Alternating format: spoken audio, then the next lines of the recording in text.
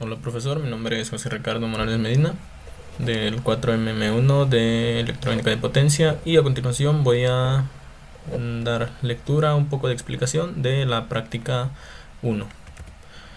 Y pues como pueden observar aquí tengo mi documento, pues mi carátula, práctica 1 de las medidas térmicas que se hicieron en el laboratorio y como objetivo puse determinar la resistencia de base y las potencias de disipación de un transistor mediante mediciones experimentales con el fin de evaluar su comportamiento térmico y garantizar un funcionamiento seguro dentro de los límites de temperatura y resistencias térmicas especificados por el fabricante y los datos teóricos calculados, tomando en cuenta el caso donde el transistor esté sin disipador de potencia y el otro caso con disipador de potencia.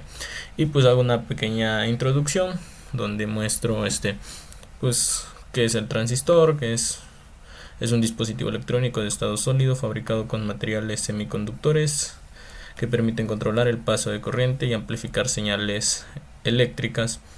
Aquí el año en el que se inventó, en 1947. Un transistor típico posee 3 terminales, emisor, base, colector. Y su principio de operación consiste en utilizar una pequeña señal de entrada, que es la señal en la base, para controlar una corriente o voltaje mayor entre sus otras 2 terminales, permitiendo así funciones de amplificación y conmutación. Pues en este caso, entre las características principales se encuentra su capacidad para amplificar señales débiles, su rapidez de respuesta, su bajo consumo energético, su tamaño compacto y su alta confiabilidad. Entre otras cuestiones, lo que nos compete, siento yo, pues es el desarrollo de esta práctica. Y aquí en el desarrollo se va a enfocar en medir las resistencias térmicas entre las diferentes regiones del transistor y calcular la potencia que disipa durante su operación, utilizando métodos experimentales y comparándolos con los valores teóricos. Entonces proponemos este circuito que fue el que nos dio usted. Yo propuse 12 volts con un tip 31C y pues una RB, ¿no? Resistencia de base, que más adelante vamos a conocer. Y en este caso se alimenta, como les dije, 12 volts, un tip 31 con una beta de 30 y una resistencia en la base. Y la importancia de esta resistencia es muy crucial, ya que funge como protección entre la base y el emisor del tip, y el no colocarla en ese lugar implica que la corriente que pasará por ese lugar puede dañar el componente, pues estaría recibiendo corriente ilimitada, o sea, pasaría toda la corriente sin una caída de tensión previa. Asimismo, el colocar la resistencia en el colector alteraría la tensión disponible para la carga y la caída en esa resistencia variaría con la corriente, que a su vez comprometería las mediciones térmicas, que eso es lo que nosotros no queremos. Y una RB bien calculada nos da el control directo sobre la corriente del colector, lo que nos permite obtener la potencia de disipación deseada, pues ya que PD depende de esa corriente C del colector. Ahora, los cálculos teóricos pues se hicieron en la práctica 2, en la actividad 2 de este curso, que fueron pues cálculos sin disipador, donde tenemos una potencia de disipación de 2 watts, tenemos nuestra IC de 166.66 miliamperes, tenemos también pues nuestra IB de 5.55 miliamperes. Como podemos observar aquí, pues depende, ¿no? Depende de IC, de IB, y todo esto se entrelaza para que al final nos dé una resistencia de 2036 ohm. Ahora, ya teniendo todos estos circuitos, todos estos cálculos, procedemos a realizar el circuito con un tip 31C y un potenciómetro de 2K, colocando super I en el valor máximo para pues aproximarlo al valor de la resistencia de base calculada, quedando el circuito de esta forma. Y una vez el circuito, pues lo alimentamos con esos 12 volts en VCC y calentamos el transistor por unos cuantos minutos para que después conectáramos, pues encendiéramos el sensor de temperatura y pues arrojándonos estos valores en el Arduino. Y pues podemos observar que la temperatura de unión del transistor es igual a 150 grados Celsius, ¿no? Ya que en la práctica pues suele existir cierta pues tolerancia debido al acercamiento del sensor en el circuito. Pues cabe recalcar que igual en el laboratorio pues estábamos colocando el sensor un poquito, bueno, lo más cercano posible, sin tampoco dañar el sensor o quemarlo debido a la temperatura que pues, el transistor pudo tener, y llegando a 100.47.80 grados Celsius, que es como lo podemos observar en esa ilustración 4. Entonces tenemos que no nos pasamos de esa temperatura de unión. Y para el caso con disipador, pues tenemos igual esto de la actividad 2, en la cual tuvimos que la potencia de disipación ahora es un poco más alta, que es 14.58, con una corriente C de 1.215 amperes, y llegando a la conclusión de que una RB de 279.012 ohms. En este caso agregué pues el punto C con disipación forzada, pero pues no tenemos un ventilador, pero igual lo puse por si acaso. Y aquí lo más importante de resaltar es la potencia de disipación, ya que es mucho mayor a la potencia de disipación sin disipador que encontramos en la ilustración 2, que era 2 watts, ¿no?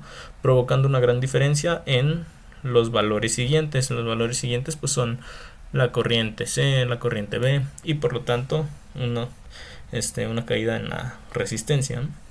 Y con los datos calculados se construyó el circuito, quedando de la siguiente forma. Pues ahora aquí podemos observar el disipador y procedimos a hacer el mismo cálculo, y como la resistencia estaba un poquito más exacta, pudimos observar que los cálculos fueron los adecuados, ya que la temperatura fue muy cercana a 150 grados Celsius, lo que nos da a entender pues que la resistencia colocada en el circuito fue más precisa, como acabo de mencionar.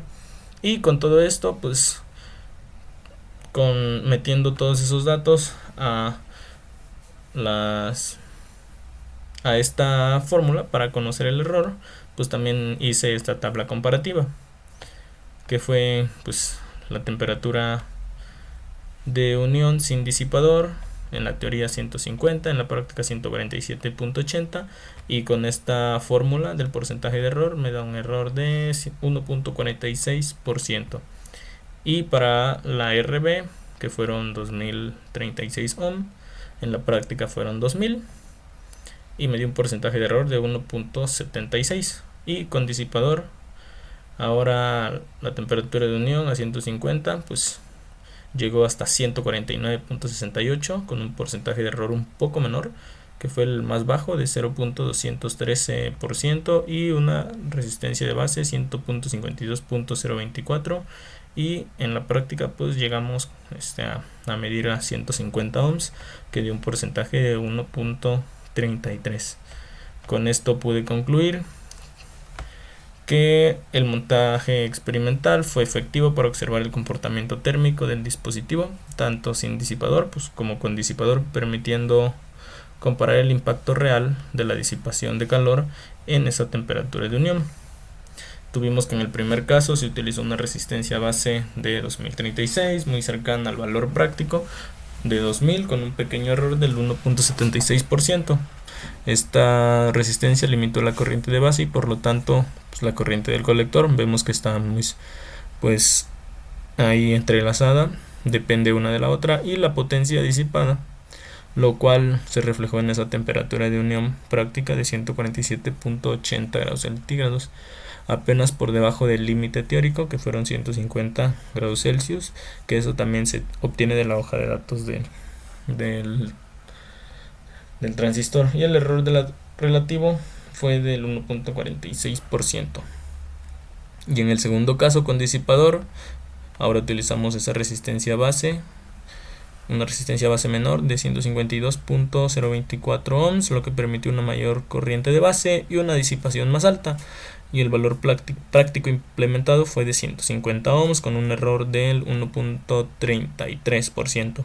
Y gracias al uso del disipador, la temperatura de unión se mantuvo en 149.68, aún muy cercana del máximo permitido, pero pues con una diferencia mínima respecto a lo de la teoría, por lo cual nos dio un porcentaje de error un poco menor, que fue del 0.213.